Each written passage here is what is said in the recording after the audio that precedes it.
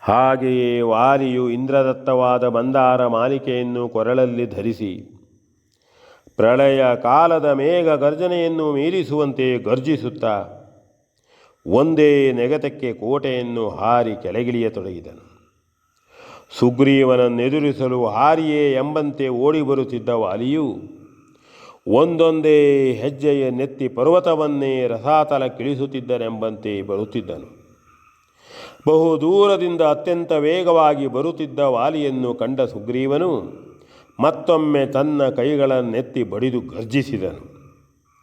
ಅಷ್ಟರಲ್ಲಿ ಶ್ರೀರಾಮ ಲಕ್ಷ್ಮಣ ಹನುಮಂತರು ಅಲ್ಲಿಯ ವಕ್ಷಸಂದೋಹದ ಮಧ್ಯೆ ಮರೆಯಾದರು. ವಾಲಿಯು ನೆಗೆನೆಗೆದು ಧಾವಿಸಿ ಬಂದವನೇ ತನ್ನ ಮುಷ್ಟಿಯನ್ನು ಬಾಯಿಗಿಟ್ಟು ಅದ್ಭುತವಾಗಿ ಬೊಬ್ಬಿಟ್ಟನು. ಅಣ್ಣನನ್ನು ತಮ್ಮನು, ತಮ್ಮನನ್ನು ಅಣ್ಣನು ಕ್ಷಣಕಾಲ ದೃಷ್ಟಿಸಿಯೇ ಆ ಅಣ್ಣ ತಮ್ಮಂದಿರು ನಿಂತರು. ಕಣ್ಣು, ಕೈ, ಕಾಲು, ಮೈ, ಮುಖಗಳೆಲ್ಲವನ್ನೂ ಒಬ್ಬರನ್ನೊಬ್ಬರನ್ನು ನೋಡುವ ದೃಷ್ಟಿಯಲ್ಲಿಯೇ ಮುಕ್ಕಳಿಸುತ್ತಿದ್ದರೆಂಬಂತೆ ಆ ಇಬ್ಬರೂ ನೋಡತೊಡಗಿದರು. ಒಬ್ಬನ ಜೀವವನ್ನು ಇನ್ನೊಬ್ಬನು ಹಿಂಡುವಂತೆಯೇ ನೋಡುತ್ತಿರಲು ಅವರಿಬ್ಬರ ಸರ್ವಾಂಗವು ಕಂಪಿಸತೊಡಗಿತು. ಅಂತೆಯೇ ಬಾಲವನ್ನು ಮೇಲೆತ್ತಿ ಕೈಕಾಲುಗಳಿಂದ ನೆಲವನ್ನು ಬಡಿದಬ್ಬರಿಸಿ ಇಬ್ಬರೂ ಒಬ್ಬರನ್ನೊಬ್ಬರನ್ನು ಕೆರಳಿಸತೊಡಗಿದರು. ಮರುಕ್ಷಣದಲ್ಲಿಯೇ ಆವೇಶಗೊಂಡು ದೊಡ್ಡ ದೊಡ್ಡ ಕಲ್ಲು ಬಂಡೆಗಳನ್ನೆತ್ತಿ ಅವರು ಒಬ್ಬರನ್ನೊಬ್ಬರನ್ನು ಬಡಿಯತೊಡಗಿದರು.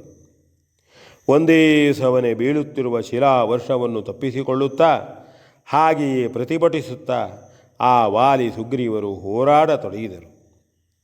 ಎತ್ತಿ ಬಿಸಿಡುವ ಕಲ್ಲಿನೆಸುಗೆಯು ಮೈಮೇಲೆ ಬೀಳುತ್ತಿದ್ದಾಗ ಭುಜಶಕ್ತಿಯಿಂದಲೇ ಅದನ್ನು ನಿವಾರಿಸಿ ಪ್ರತಿಯಾಗಿ ಎಸೆಯುತ್ತಿರುವ ಯುದ್ಧವದೂ ಅದ್ಭುತವಾಗಿದ್ದಿತು. ಅಡಿಗಡಿಗೆ ಮೈಯನ್ನು ಕೊಡಹಿ ಬಿದ್ದು ಎದ್ದು ಹೊಡೆಯಿಸಿಕೊಂಡು ಒಂದೇ ಸವನೆ ಇಬ್ಬರೂ ಹೋರಾಡಿದರು. ಬಳಿಯ ಬಂಡೆಗಳು ತೀರುತ್ತಿದ್ದಂತೆಯೇ ಇಬ್ಬರೂ ಪರ್ವತಾಕಾರದ ಬಂಡೆಗಳನ್ನು ಕೈಯಿಂದಲೇ ಬಡಿದು ತುಂಡರಿಸಿ ಅದನ್ನೇ ಎತ್ತಿ ಬಡಿದು ಹೋರಾಡತೊಡಗಿದರು. ವಾಲಿಯು ಆ ಬಳಿಯ ಹೆಮ್ಮರವೊಂದನ್ನು ಮುರಿದು ಅದರಿಂದಲೇ ಸುಗ್ರೀವನನ್ನು ಹೊಡೆಯುವಷ್ಟರಲ್ಲಿ ಸುಗ್ರೀವನು ಅದನ್ನು ತನ್ನ ಮುಂಗೈಯಿಂದಲೇ ತಡೆದು ನಿವಾರಿಸಿದನು. ಅಂತೆಯೇ ತಾನೂ ಮರವನ್ನು ಕಿತ್ತು ವಾಲಿಯನ್ನು ಹೊಡೆದಾಗ ವಾಲಿಯು ತಡೆದು ಅದನ್ನು ನಿವಾರಿಸಿದನು. ಒಂದೇ ಸವನೆ ಮರಗಳನ್ನೆತ್ತಿ ಬಡಿದುಕೊಳ್ಳುತ್ತಾ ಯುದ್ಧವು ಸಾಗುತ್ತಿದ್ದಂತೆಯೇ ಬಹುದೊಡ್ಡ ವೃಕ್ಷವೊಂದನ್ನು ನೆಗಹಿ ವಾಲಿಯು ಸುಗ್ರೀವನನ್ನು ಪ್ರಹರಿಸತೊಡಗಿದನು. ಆಗಲೇ ಸುಗ್ರೀವನು ತನ್ನೆರಡೂ ಕೈಗಳಿಂದ ಅದನ್ನು ತಡೆದು ತಿರುಗಿ ವಾಲಿಯ ಮೇಲೆಯೇ ಪ್ರಯೋಗಿಸಲು ಯತ್ನಿಸಿದನು. ಒಂದೇ ಮರವನ್ನು ಅಡ್ಡವಾಗಿ ಇಬ್ಬರು ತಮ್ಮ ತಮ್ಮ ಕೈಗಳಿಂದ ಹಿಡಿದು ಒಬ್ಬನನ್ನು ಬಡಿಯಲು ಪ್ರಯತ್ನಿಸಿದರು. ವೃಕ್ಷವದು ವಾಲಿ ಸುಗ್ರೀವರ ಒತ್ತಡದಿಂದ ಅವರ ಶಕ್ತಿಯ ತುಲೆಯಾಗಿ ತೊನೆಯುತ್ತಾ ಸಮತೋಲನವನ್ನೇ ತಳೆಯಿತು. ಎಷ್ಟೋ ಹೊತ್ತಿನವರೆಗೆ ಆ ಇಬ್ಬರ ಮಧ್ಯೆ ಅವರಿಬ್ಬರ ಕೈಗಳ ಆಧಾರದಿಂದಲೇ ನಿಂತಿದ್ದ ಮರವು ಸುಗ್ರೀವನ ಕಡೆಗೊಮ್ಮೆ ವಾಲಿಯ ಕಡೆಗೊಮ್ಮೆ ಹೀಗೆ ತೂಗಿ ತೊನೆಯುತ್ತಿದ್ದಿತಲ್ಲದೆ ಯಾವ ಪರಿಣಾಮವನ್ನೂ ಹೊಂದಲಿಲ್ಲ. ಆ ಮರದ ಎಲೆಗಳೆಲ್ಲವನ್ನೂ ಒಂದೊಂದಾಗಿ ಆ ಅಣ್ಣ ತಮ್ಮಂದಿರಿಬ್ಬರೂ ಹಲ್ಲುಗಳಿಂದ ಕಚ್ಚಿ ಬಿಸಿಡುತ್ತಾ ಬಂದಂತೆ ಅದರ ಕಾಂಡವು ಮಾತ್ರ ಆ ಇಬ್ಬರ ಮತ್ತೊಂದು ಗಾತ್ರದಿಂದೊಪ್ಪಿ ನಿಂತಿತು. ಮತ್ತೆ ಅದನ್ನು ಅವರು ಕಚ್ಚತೊಡಗಿದರು. ಒಬ್ಬನು ಆ ಮರವನ್ನು ಹಿಡಿದು ಕಚ್ಚಿ ಕಡಿಯುತ್ತಿದ್ದಾಗ ಇನ್ನೊಬ್ಬನು ಅದನ್ನೇ ಹಿಡಿದು ಬಲವಾಗಿ ದೂಡಿ ಇಬ್ಬರೂ ತಮ್ಮ ತಮ್ಮ ಮುಸುರುಗಳನ್ನು ಜಜ್ಜಿಕೊಂಡರು. ಇಬ್ಬರ ಮುಖದಿಂದಲೂ ರಕ್ತವು ಧಾರೆ ಧಾರೆಯಾಗಿ ಸೋರತೊಡಗಿತು. ಮೂಗು ಬಾಯಿಗಳಿಂದ ಸೋರುವ ನೆತ್ತರನ್ನು ಒಬ್ಬನಿನ್ನೊಬ್ಬನ ಮುಖದ ಮೇಲೆ ರಭಸದಿಂದ ಉಗುಳತೊಡಗಿದರು. ಜೀರ್ಕೊಳವೆಯಿಂದ ಹಾರುವಂತೆ ಅವರ ಬಿಸುಸುಯಿಲನೊಂದಿಗೆ ಹಾರುತ್ತಿದ್ದ ರುಧಿರಧಾರೆಯು ಉರಿಯ ಕೆನ್ನಾಲಿಗೆಯನ್ನು ಚಾಚಿ ಪ್ರಜ್ವಲಿಸುತ್ತಿರುವ ಅಗ್ನಿಜ್ವಾಲೆಯಂತೆಯೇ ಕಾಣುತ್ತಿತ್ತು. ಹಿಡಿದಿದ್ದ ಮರವನ್ನು ಯಾರು ಬಿಟ್ಟರೋ ಅವರು ಕೆಟ್ಟವರೆನ್ನುವ ಆ ಪರಿಸ್ಥಿತಿಯಲ್ಲಿ ವಾಲಿ ಸುಗ್ರೀವರಿಬ್ಬರೂ ಮರವನ್ನು ಹಾಗೆ ಹಿಡಿದೇ ಕೆಟ್ಟೆವು ಎನ್ನುವಂತೆ ಸಮರವದು ಭೀಷಣತೆಯನ್ನು ತಳೆಯಿತು. ಅದೇ ಸ್ಥಿತಿಯಲ್ಲಿ ವಾಲಿಯು ಸುಗ್ರೀವನ ಕಾಲ ಹೆಜ್ಜೆಯನ್ನು ತಪ್ಪಿಸುವುದಕ್ಕಾಗಿ ತನ್ನ ಕಾಲನ್ನು ಅವನ ಕಾಲಿನತ್ತ ಸರಿಸತೊಡಗಿದನು.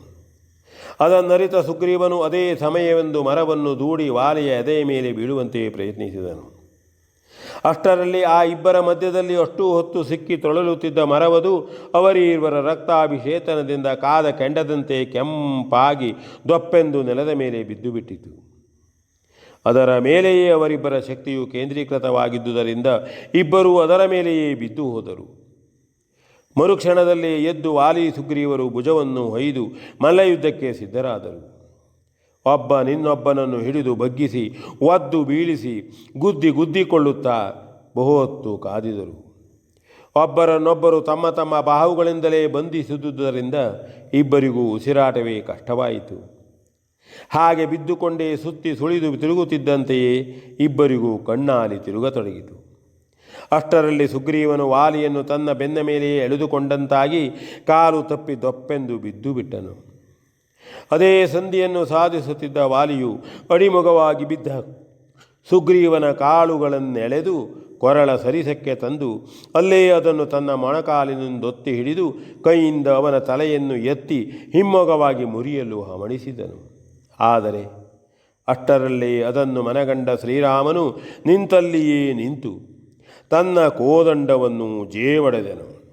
ಆ ಮಹಾಚಾಪ ನಿರ್ಮುಕ್ತ ನಿಸ್ವನವು ದಿಕ್ಕು ವಿದುಕ್ಕುಗಳಲ್ಲಿ ಮಾರ್ದನಿಗೊಳ್ಳುತ್ತಿದ್ದಂತೆಯೇ ಹಾರುವ ಹಕ್ಕಿಗಳು, ಓಡಾಡುವ ಮೃಗಗಳು ದಿಕ್ಕದೆ ದಸೆಗೆಟ್ಟಂತೆ ಓಡಿದವು. ನೆಲದ ಮೇಲಲ್ಲಿ ಬಿದ್ದುರುಳಿ ಅಣ್ಣನ ಬಾಹುಬಂಧನದಲ್ಲಿ ತೊಳಲುತ್ತಿದ್ದ ಸುಗ್ರೀವನು ಶ್ರೀರಾಮನ ಧನುಷ್ಟಂಕಾರವನ್ನು ಕೇಳಿ ಹರ್ಷಿತನಾಗುತ್ತಿದ್ದನು.